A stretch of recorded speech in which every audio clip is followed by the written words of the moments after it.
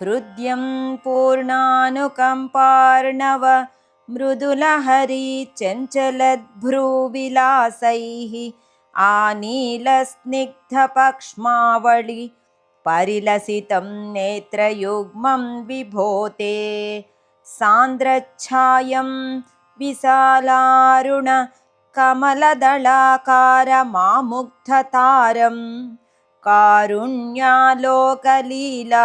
शिशिरितभुवनं क्षिप्यतां मय्यनाथे हृद्यं पूर्णानुकम्पार्णव मृदुलहरी चञ्चलद्भ्रूविलासैः आनीलस्निग्धपक्ष्मावळि परिलसितं नेत्रयुग्मं विभोते सान्द्रच्छायं विशालारुणकमलदलाकारमामुग्धतारं कारुण्यालोकलीला